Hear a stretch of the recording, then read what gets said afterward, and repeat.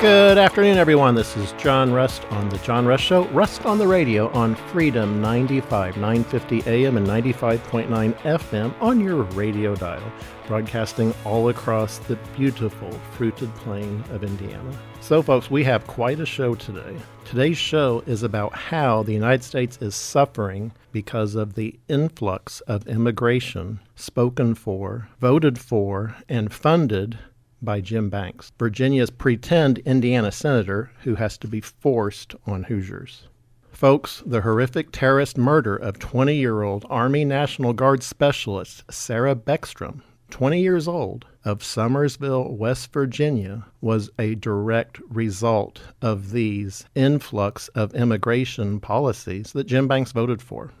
She was from West Virginia. She was called to D.C. to police the violent crime happening there because the left-wing lunatic mayor of D.C. refuses to fight crime in D.C., so it's left to President Trump to actually police our nation's capital. But unfortunately, what is the result, or what happened, is this horrific terrorist murder of 20-year-old Army National Guard specialist Sarah Beckstrom, 20, of Summersville, West Virginia, was a direct result of these influx of immigration policies. And why the lying Jim Banks is such an embarrassment, not just to conservatives in Indiana, but all Hoosiers, and why he has cratered to such an incredible low poll numbers here in our state. He is just plainly a vile creature who just lies and lies and lies, all for his career based on fraud. This show today is a deep dive into those lies, and we've brought the receipts. The suspect in this terrorist attack is Afghan national Ramallah Lakawal, here at the invitation of President Joe Biden via the Operation Allies Welcome program, funded, guess what, by Virginia's Jim Banks, who voted yes for it. Background: Ramallah Lakawal was brought into the United States in September of 2021 as part of Operation Allies Welcome, a U.S. government program to evacuate and resettle quote-unquote vulnerable Afghans following the U.S. military withdrawal. This was funded by the Allies Act of 2021, House Resolution 3985, which Jim Banks voted yes for in July of that year, just literally months before Ramallah Lakawal was brought in based on that law and that funding. Key findings of this bill: it made for an additional 8,000 special visas for Afghanistanis, 8,000 more than were already approved. 8,000, that's an influx of immigration, and that's exactly what Jim Banks proudly proclaimed to the Atlantic magazine. He would probably love to deny saying that, but it's in print in the Atlantic magazine, printed in 2017. Again, 8,000 more than were already approved, and that was specifically in that law that Jim Banks voted for. And it removed, more importantly, it removed or revised statutory requirements in the special immigrant visa process and was designed to fast-track the process, to speed it up, to grease the wheels, to bring them in. Again, Jim Banks publicly is on the record in the Atlantic magazine explicitly calling for an influx of immigrants. He voted for it, and he got his wish. You know, an influx is not a trickle, it's a river. Jim Banks voted for this massive Muslim migration into the United States from Afghanistan. But guess what, folks? After the horrific terrorist murder over Thanksgiving in Washington, D.C., you'd never guess Jim Banks voted for that law. He went out on Twitter publicly saying how glad he was President Trump was cleaning up Joe Biden's mess after Jim Banks voted for it. This is why you can't trust a word out of the mouth of Jim Banks. It is always lies, lies, lies, and more lies. He says one thing when he visits Indiana, but he votes the exact opposite in D.C. Folks, let's dig into this specifically. This is from Andy No on Twitter. National Guard member Sarah Beckstrom died on Thanksgiving, a day after being one of two troops ambushed in a shooting near the White House. The gunman suspect is an Afghan migrant brought in under the Biden administration.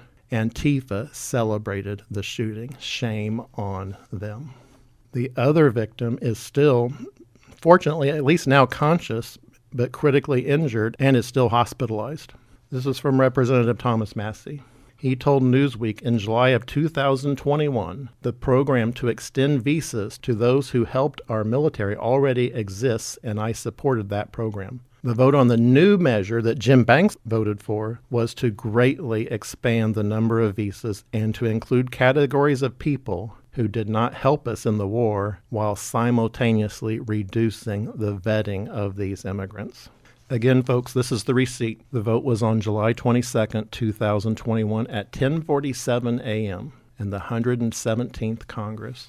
Again, Jim Banks voted yes for House Resolution 3985, which was the funding for Joe Biden's massive increase in Afghanistani Muslim immigrants into the United States. This is from that slimeball Jim Banks, what he actually said about this. Joe Biden rushed tens of thousands of Afghans into our nation. Today, we faced horrible consequences for this. My God. After he voted for it, he voted for it, and he's out tweeting like, oh, it was Joe Biden. This is Senator Jim Banks' Twitter again. In 2021, I sounded the alarm about Biden's reckless flood of unvetted Afghan nationals into our country. He voted for that bill. You know, folks, when these politicians, they are so despicable. You know, he will send out a tweet or a press release saying, oh, I'm against it. But when the rubber meets the road, he votes for it. Just like he pretends to be and says he's a fiscal conservative, but he votes for trillions and trillions and trillions of dollars of new debt. He does that every time. So he talks about this is what happens when you have an open border with terrorists. Well, again, he voted for that. This is from Jim Banks, who called for an influx of immigrants, who says this is what happens when you implement the laws he voted for. Speaker Johnson voted to relax screening of Afghan nationals, just like Jim Banks, and to increase visas for them just 2 or 3 months before this deranged criminal was admitted into the United States. The Allies Act, which Jim Banks voted yes for, removes application requirements for Afghan special immigrant visas that led to long backlogs and wait times. It also boosted the number of visas for Afghans by an additional 8,000 to 19,000. Guess who introduced that bill into Congress? A Democrat. And Jim Banks voted for it.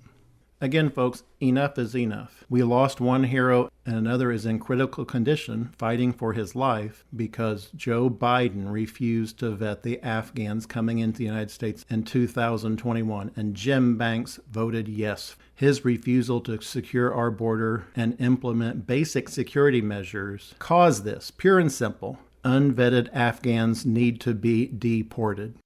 This is from Daniel Horowitz again. By my calculation, the U.S. admitted 1.45 million immigrants from roughly 43 majority Muslim countries between 2014 and 2023. That figure doesn't include over 100,000 student visas nor the thousands who've overstayed tourist visas and vanished into the interior. Remember, folks, who Jim Banks likes to pal around with. Lindsey Grahamnesty. This is what Lindsey Graham had to say about these Afghan Muslim militants. He says, they need to stay. This will be their new home. We have a moral obligation to take these people. They will make great citizens over time. I say again, hogwash, folks. Paul Dans for Senate has to say this too, Lindsey Grahamnesty. Senator, you have a moral obligation to the American people. You have blood on your hands. Shame on you. And I would add shame on Jim Banks. You know, folks, what I don't like are these career politicians who stand on the corpses of people injured and indeed of who have been killed. WTHR News here in Indiana recently had a story on November 18th, 2025 about an Indiana National Guard family accusing Senator Banks of weaponizing his death after he was killed in a car crash. This is from an article by Mike Potter published on WTHR.com. This is from the article direct. Dateline, Lebanon, Indiana. The family of an Indiana National Guardsman who was killed in a crash in Boone County is accusing U.S. Senator Jim Banks of using his death as a political prop. Specialist Terry Fry, 23, of Lafayette, was killed in a crash on I-65 near Whitestown on November 14th.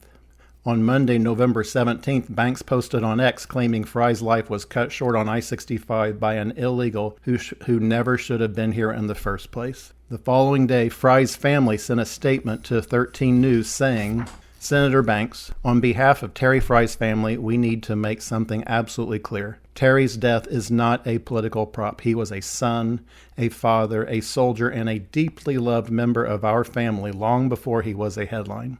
Turning the worst moment of our lives into a talking point for any political agenda is inappropriate and hurtful. We are grieving a real person, not a campaign issue. Terry deserves the dignity of being remembered for the man he was, not as a leverage in anyone's political messaging. Folks, it's pretty simple. Career politicians will use anyone to their advantage, irregardless of how they voted on any issue. Jim Banks is a two-faced liar when he pretends now to be against immigration after he called for an influx of immigrants so publicly in 2017 in the Atlantic magazine, with the hopes of currying favor with its ultra-liberal readership. Folks, we must honor the service and sacrifice of those who served and who gave their lives for us, not use them for political props. That is exactly why Hoosiers placed Jim Banks so ultra-low in opinion polls, in the gutter, with only 21% approval rating, which is at the bottom of the barrel, where all two-faced liars belong. Hoosiers have had enough of Jim Banks' awfulness. You know, folks, your vote is your bond. We get so many of these career politicians who say one thing in Indiana and vote the exact opposite. You can only really tell anything by how they vote, because their words coming out of their mouth mean absolutely nothing. They're all in bed together. They vote together. You know, how many times repeatedly has Jim Banks voted with Andre Carson? We're going to get into that shortly. So, folks, you may think, well, why would he do that? Why would he vote for something he said publicly he was against? Folks, it's all about the money. I have the receipts. Just stay tuned and you will hear the shocking truth on why Jim Banks votes the way he does. It's always about the money. This is John Rust on Rust on the Radio. We will be right back.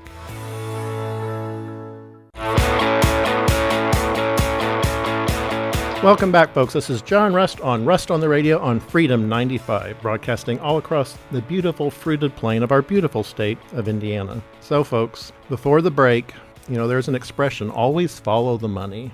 Always follow the money. Because you think, I know so many people that say, oh, Jim Banks, he's so conservative. He tweets this, he tweets that. But it never matches his voting record. He has a lot of fake conservative votes that either never passed or were meaningless. But when the rubber meets the road on important votes, he votes hard left. And it's always, folks, about the money. So listen to this. There's this corporation called FLUOR, FLUOR Intercontinental Incorporated, based out of Greenville, South Carolina.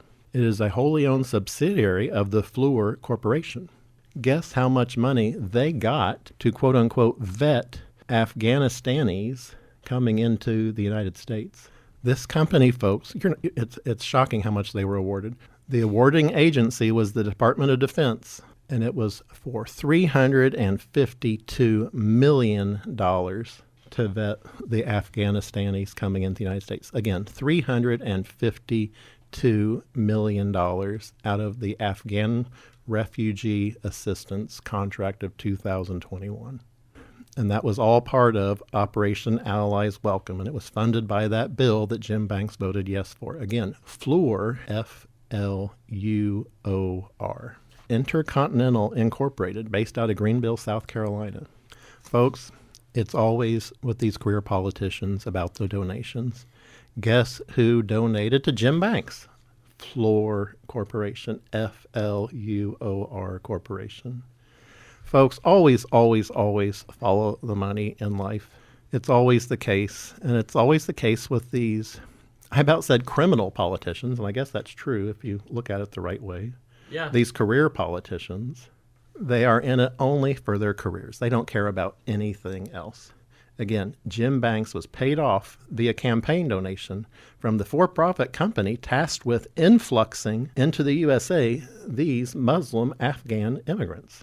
Again, FLUOR Intercontinental Incorporated is a wholly owned subsidiary of FLUOR Corporation who donated to Jim Banks as recently as 2024.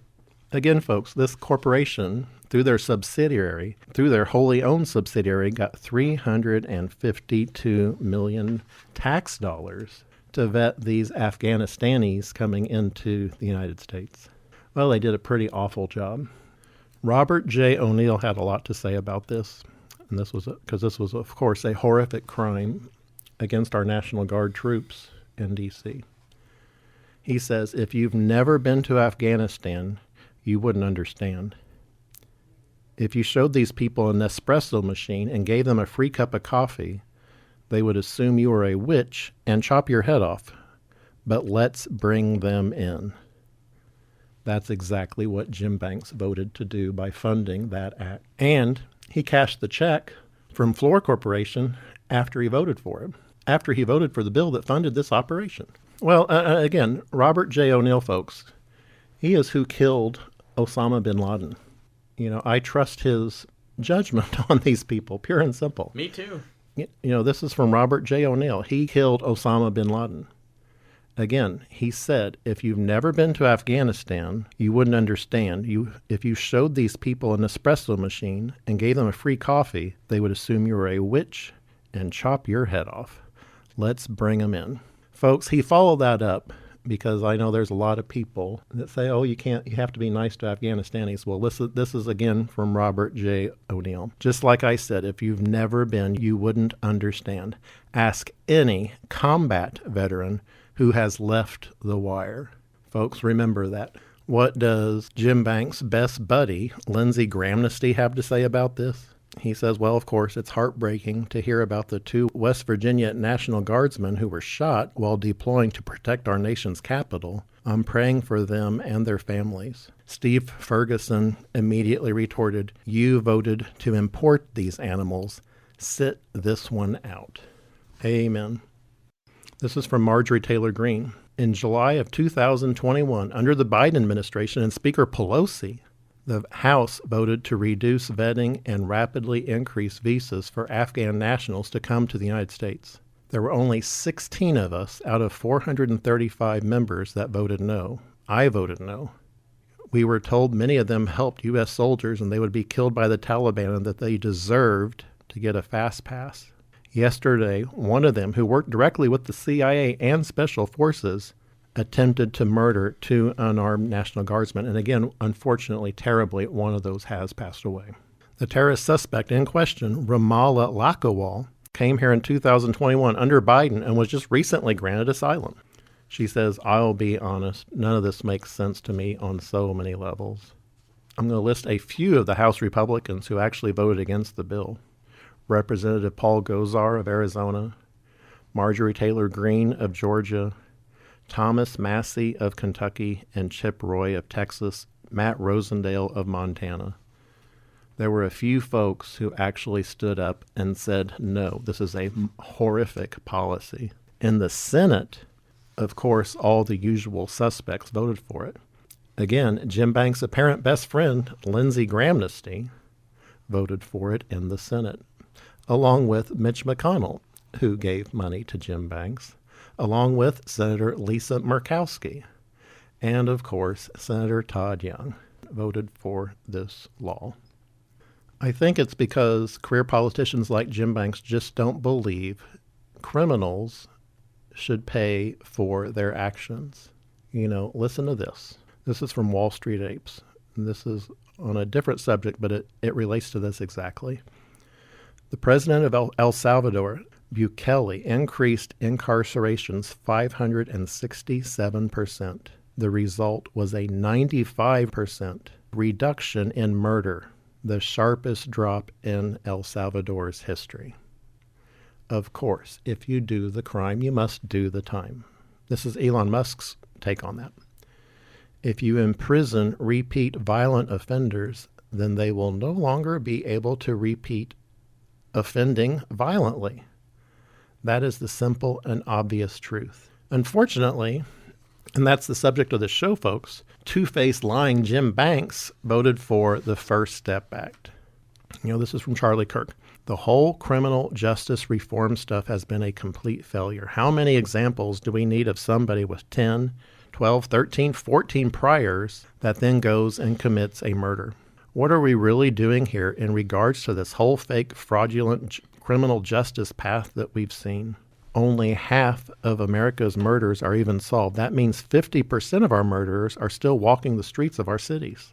Remember, folks, Jim Banks and House Republicans blocked attempts to force the release of the Epstein-related files in September of 2025. There was a failed House Judiciary Committee vote on September 17th of 2025 to subpoena the banks for the records, and in the Senate, Republicans blocked the vote to release the files, including Jim Banks. He voted to block the release of the files. On September 10th, 2025, in the Senate, Jim Banks voted to block an amendment that would have directed the Attorney General to release the Epstein files. Jim Banks chose to protect child rapists. But remember, folks, he has a history of protecting sex offenders and criminals. It all goes back to the First Step Act. This is an article in Fox News written by Greg Ray. Exclusive. Violent criminals and sex offenders released early due to the First Step Act legislation. Again, more than 100 criminals and sex offenders have been released under the First Step Act, according to data from the administration officials provided to Fox News. Of 2,243 inmates released under the First Step Act, only 960 were incarcerated for drug-related offenses, but they shouldn't have been out early either, in my opinion. On the other hand, 496 were in prison for weapons and explosives-related crimes, 239 for sex offenses, 178 for fraud, bribery, extortion, 108 for burglary, larceny, and 106 for robbery. Another 59 were imprisoned over homicide and aggravated assault, 46 for immigration-related offenses, 9 for counterfeiting and embezzlement, and 2 for national security reasons. One of those was Mohammed Youssef Hammoud, the terrorist financier for Hezbollah. Again, folks, that terrorist financier was released from prison in the United States, and he immediately went back to the Middle East. He immediately went back, and he was welcomed back with the Muslims carrying him on their shoulders as they walked the Arab street, screaming in joy that this terrorist financier was released. You know, and this article is actually a few years old, folks, but people are still being released today, and we're going to get into that in a little bit. So, folks, you may say, well, that law, that was passed a long time ago. Well, it's still in effect. So, folks, when we come back, we're out of time on this segment, but when we come back, we're going to get into how this drug dealer released under the First Step Act that Jim Banks voted for has been charged on an assault on a teenager. This is John Rust on the Radio.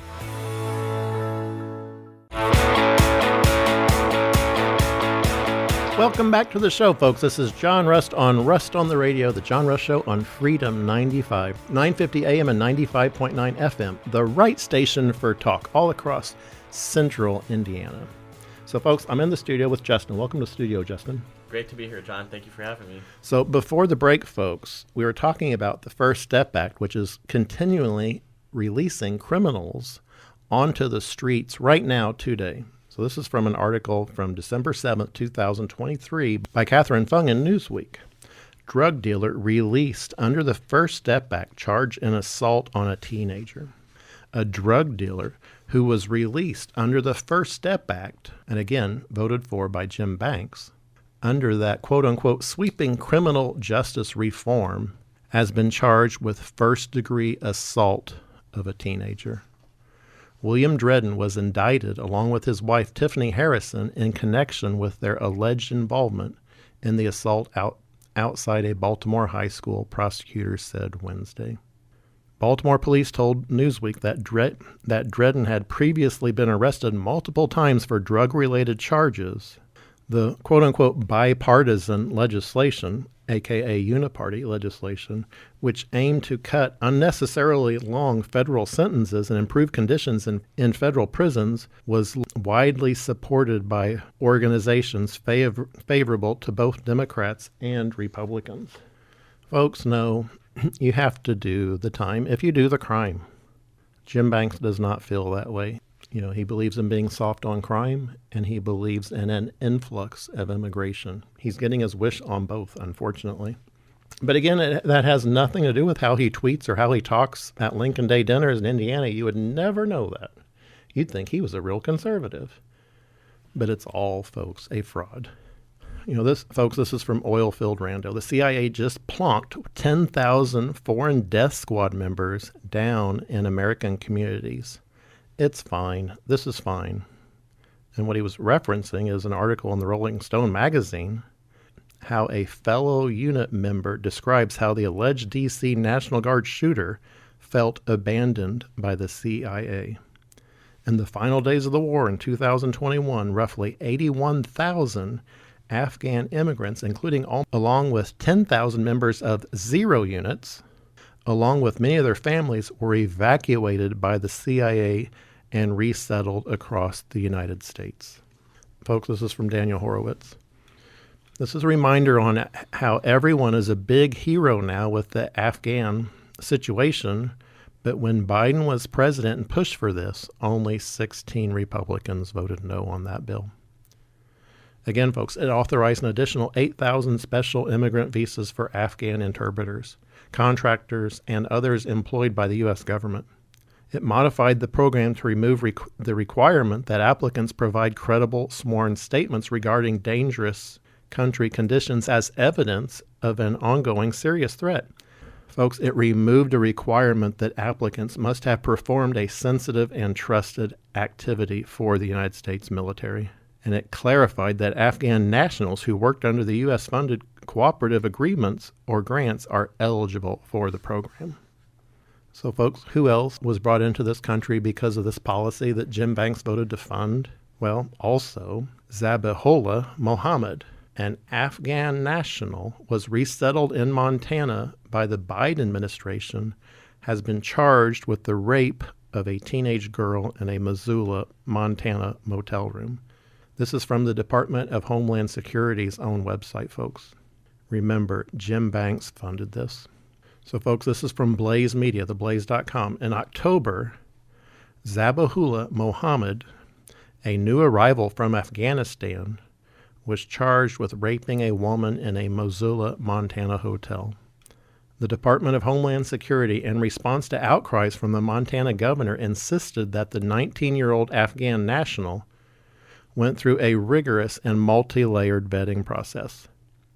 The problem is they were right. Most of the people have gone through a vetting process, a process with no data. Remember that company, Floor Intercontinental Incorporated, that got $352 million to vet these people and that they donated to Jim Banks? We rushed in over 100,000 Afghans within a matter of days. These people came from the darkest corners of the Afghan mountains. Again, this is from Blaze Media, from Daniel Horowitz. What sort of criminal history are you going to find, especially on a 19-year-old? Moreover, they are making our point. How do you vet people for a violent ideology or anti-woman values when these views are shared by the overwhelming majority of the people in Afghanistan? The stone-cold truth is that the views of the average Afghan, at least a large number of them, are indistinguishable from those of the Taliban. In 2013, Pew Research Center published a poll surveying the sentiments of people in 39 Muslim countries. And the data on Afghanistan is quite disturbing. Again, folks, this is from Daniel Horowitz in The Blaze on theblaze.com. Here are some of the highlights. 99% support making Sharia the official law of the land, more than in any other country surveyed. 61% said Sharia should be imposed on non-Muslim citizens. This is who Jim Banks wants into the USA, folks. He voted for it. He voted for the law that funded it. 79% support the death penalty for those who leave Islam. If you decide to change your religion, you get the death penalty. 82% said religious leaders should have some or a lot of influence over politics, more than in any other Muslim country surveyed. 39% believe suicide bombings can be justified, more than anyone else except for the Palestinians. Only 30% of these surveyed in Afghanistan believe women should be allowed to decide whether to wear a veil or not, less than in all but one other country surveyed. 96% believe converting non-Muslims is a religious duty, more than any other country. Again, this is what Jim Banks voted to fund. We've got our own influx of immigrants, and Jim Banks called for it, and he voted for the appropriation measure to actually fund it. At the time of the alleged rape in Montana, Representative Matt Rosendale pointed out that during the initial court hearings, Mohammed's attorney claimed that cultural and language barriers may have led to the rape. Well, no kidding. Again, this is from Daniel Horowitz.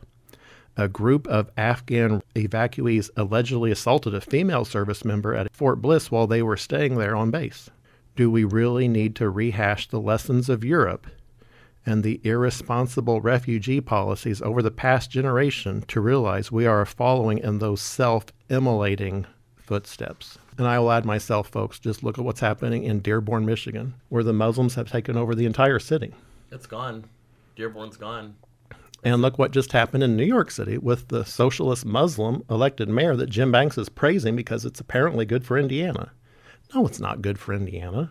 We need conservatives running all of our states, not just Indiana. Exactly. We shouldn't be abandoning New York City to the Muslim Brotherhood. That's right. Don't let them take it over. Okay, back to this article by Daniel Horowitz in The Blaze. What is particularly jarring is this Biden State Department, the Health of Human Services, and private taxpayer-funded resettlement contractors, a.k.a. Fluor Intercontinental Incorporated, that funded Jim Banks as recently as 2024, appear to be targeting red states like Montana, Nebraska, Indiana, and Oklahoma for this social transformation. The Grand Island Independent reports that 469 Afghans have already been resettled in Nebraska, and another 635 are on the way. Because of the rush of evacuations, a lot of Afghans of working age are coming without the employment documents that most refugees have when they arrive. So they will need financial help for longer than usually expected until they can start working. So who's paying for this, folks? You are. Your kids are. Your kids' kids will be paying for this. We're deficit spending this year. Thanks to Jim Banks and Todd Young and every member of the Republican congressional delegation, the national debt is going up over $2 trillion just this year alone. So again, the feds had set a deadline of February 12th, 2022 to get all the Afghans off the military bases, which means the pace of resettlements in our communities will accelerate in the coming days. One would think, folks, that every GOP governor and legislature would immediately raise Cain over this and pledge to block any resettlement within the states. Again, this is from Daniel Horowitz. How is this in any way in the interest of their constituents from a public safety, financial, or cultural standpoint? Instead, nearly every GOP governor has partnered with Biden to screw their constituents. Folks, we're out of time for this segment. When we come back from the break, another Jim Banks endorsee was begging for Afghan refugees to come here to Indiana. You won't believe it. This is John Rust. Stay tuned. We'll be right back.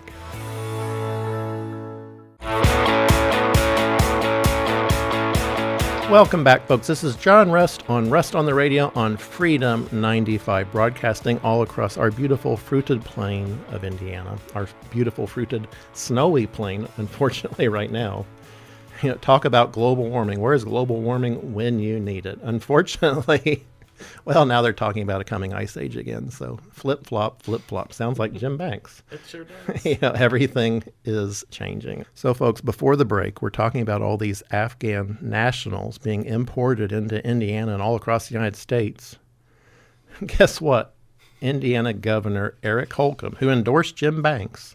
Again, this is from Daniel Horowitz. Indiana Governor Eric Holcomb is practically begging the feds to seed as many Afghans as possible in Indiana, while he controls his own people with COVID, fascism, and refuses to take action against domestic crime.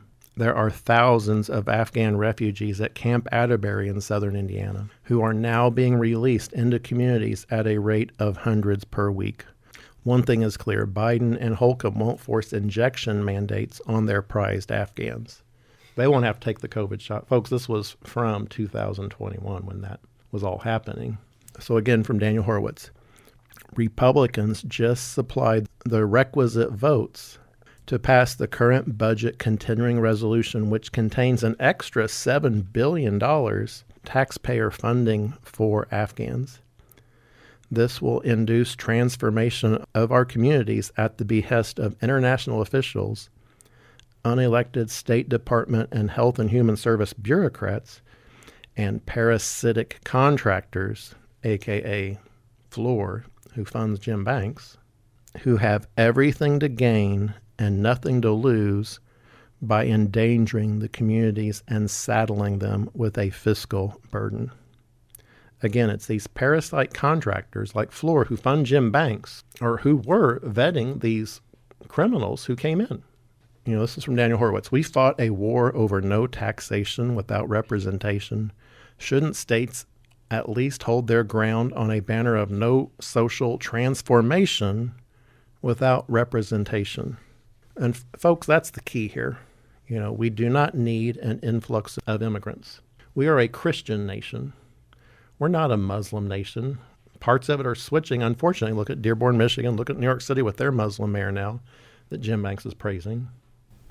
And for the record, as a young conservative Republican, John, I'm with you 100% on what you just said about how we're a Christian nation. George Washington, he prayed to God. He did not pray to Allah. And what does Jim Banks do? He votes to swamp the USA with these Afghans. It's not just Afghanistanis, folks. An NGO headquartered in Minnesota is getting paid $2,375 for every Somalia immigrant they bring into the United States. This is from Wall Street Apes. I looked into it. The main group bringing in Somalians is an NGO getting $2,375 for every Somalian they bring over. It's a racket. They're getting paid for it. Of course they're going to bring over Somalians. Folks, Somalians are Sunni Muslims. Again, from Wall Street Apes. We have to ask a question. Why are they coming over here in the first place? And another surprise. Turns out our government has been funding the dictatorship in Somalia. This is where the movie Black Hawk Down comes from. Folks, all these policies are deeply unpopular with the American public. Unfortunately, according to Gallup, Trump's approval ratings are going down, but they are nowhere near the bottom of the barrel of Jim Banks. He's at 21% approval rating in the state of Indiana by Hoosiers. I would say it's probably much lower from people that actually know how he votes. My approval rating of him is 0. Well, it's because they know he is a two-faced lying fraud. Everything he says here is different than how he actually votes in Washington. Folks, that is why Virginia's Jim Banks had to be forced on Hoosiers. Remember, he praised the election of Mondami in New York City, a Muslim socialist, because it's good for Indiana. No. Folks, it is why all that swamp money worked so hard to get me thrown off the ballot in 2024 after they saw how many thousands of signatures I had gathered to the run for the U.S. Senate in 2024. The swamp knows they can't control me. I speak the truth and shame the devil. That's why the swamp went after me, folks. And that's why they make up this fake aura of conservatism around Jim Banks. But it's all utter bullcrap. And I'm using a polite word for that. A farm term I'd really rather use. But this is going out on the radio, so I'm going to stick with bullcrap. But that sums up Jim Banks and the establishment here in our own state. We have a two-faced lying fraud with a fake drumbeat of conservatism that the media is happy to give him because most of the media hates conservatives. So it's easy for them to buy into the fraud of Jim Banks as being a conservative to make him a caricature of conservatives. But that's unfair to real conservatives. It's unfair to fiscal conservatives, like Thomas Massey, who actually voted against massive government debt. You can't be conservative and vote for all this debt that Jim Banks and Todd Young have repeatedly voted for. Again, they both want to fool voters in Indiana, and the media wants to paint them as all conservatives being like Jim Banks, which makes us all just look awful. Again, folks, Jim Banks voted with Andre Carson, one of the most lunatic left Democrats in Congress, to help empty the jails of convicted criminals. Sex offenders, the convicted terrorist fundraiser Mohammed Youssef Hammoud, all of these were released early because of the law that Jim Banks and Andre Carson and Todd Young voted for. And that's just on the criminal front. Look at how much debt Jim Banks has repeatedly voted for. Trillions and trillions of dollars of debt that is crushing the American dollar and the American dream. Again, folks, the American dollar has lost 10% of its value against other world currencies just this year. Jim Banks and Todd Young are turning the American dollar into fake monopoly money. It is why BlackRock has funded them both. You know, folks, facts are stubborn things. Your share as a taxpayer of the nation's debt was $170,000 when Jim Banks and Todd Young were sworn into Congress. After repeated votes to increase our nation's debt by both, it is now $330,000, just shy of doubling. It is why the dollar is collapsing and it costs so much more for just a meager shopping cart of groceries at Kroger or Walmart. So while you're sitting there staring at a Somalian or Afghan refugee at the grocery store, remember who voted to fund their shopping carts with food you and your children and your children's children are going to have to pay for. Folks, this is a battle cry. We are losing our Christian way of life in the USA because these career politicians only care about their careers, not you. But I am standing up. I am fighting for you. I stand with George Washington to pray to God, not to Allah. Just remember who called for the influx of immigrants and voted yes to make the influx of immigration happen. We need farmers in our state house. We need farmers in D.C. We need folks who have had to work for a living to be our leaders, not the career class politician leech class. So folks, in other news, Indiana is facing the redistricting of our 9 congressional districts right now. I get asked all the time if I support that, and I say I absolutely do, but it must include election reform in our state. We have to make it possible for all Hoosiers to once again be able to run for political office so we can make Indiana a red state politically once again.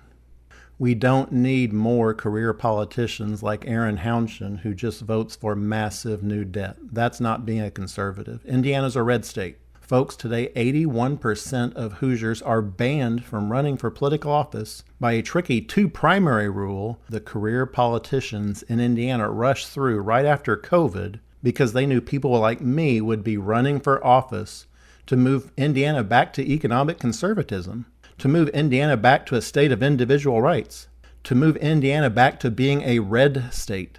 It is insanity that in such a deep red state, our own state of Indiana, we have the second highest sales tax in the country.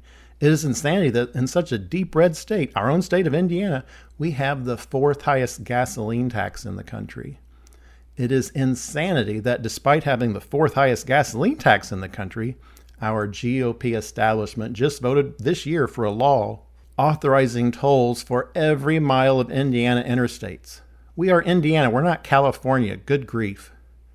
Folks, fake fraud conservatives like Jim Banks, Todd Young, Jefferson Shreve, and Aaron Hounshin, who love big state government and a bigger federal government, again, they all voted for trillions and trillions and trillions of dollars in new debt this year because they know they are protected from 81% of Hoosiers from even being able to run against them.